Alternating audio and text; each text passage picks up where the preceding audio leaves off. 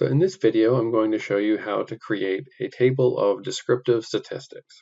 And you'll see here that I already have SPSS open and I already have my data loaded. This is the same data set that I've been using for some of the other videos, which includes all of the schools, public schools in the state of New Jersey for the 2017-18 school year. This is all publicly available data.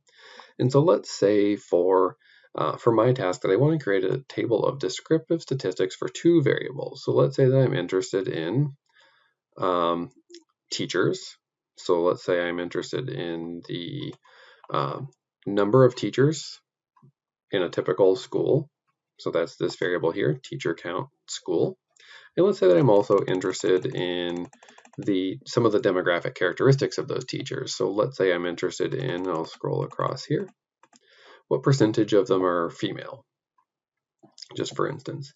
So the way I'm going to show you to create a descriptive statistics table for these two variables is just one way that you can create this kind of a table using SPSS. So there are others, but this is the version that I think is cleanest and most straightforward. So just like with all of the other things that I'm showing, we're going to use the menus to create the table. And so you can get to the same menus whether you're over here in the data window or whether you're over here in the output window. So to start off, we'll just click the Analyze tab. Then we'll go down here to Descriptive Statistics. And this is where I'm going to show you to do something just a little bit different. So instead of clicking the Descriptives icon here, we're going to go ahead and we're just going to click Frequencies. And then what we're going to do, and you'll see I already have this here, but this is going to, this pop-up window over here on the left, lists all of the variables in the data set, and we need to find the ones that we want to use in our descriptive table and put them over here in this white box. So we've got teacher count school, and so I can just double click it, and it's going to go over here into the white box. And then the other thing I mentioned that we're interested in for this example is female teachers. So female representation of females among teachers in schools in New Jersey during the public schools in New Jersey during the 17-18 school year.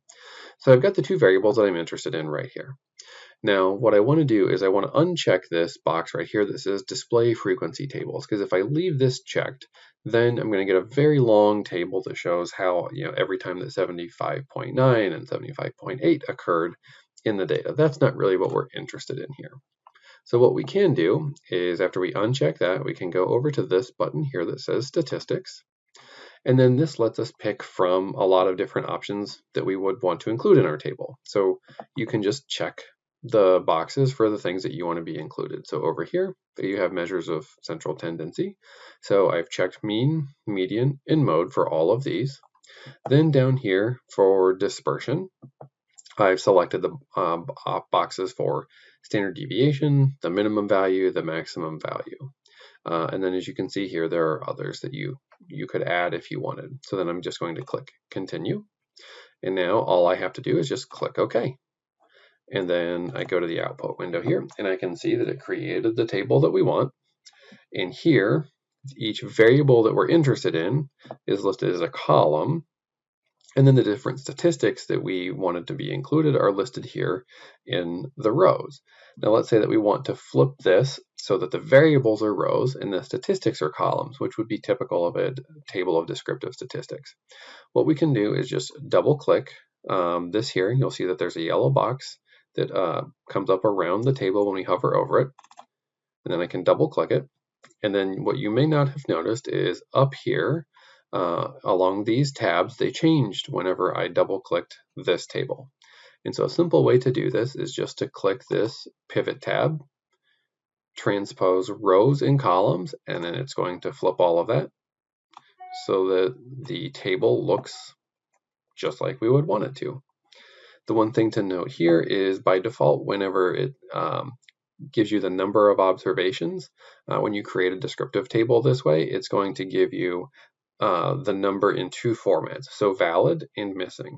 Valid means this is the number of observations in the data where there was a value for this variable, and then missing is the number of observations in the data where this variable was not missing, sorry, was missing, meaning that there was nothing there. And then over here, mean, median, mode, standard deviation, minimum, maximum are the same. So that is how we can create a simple descriptive table.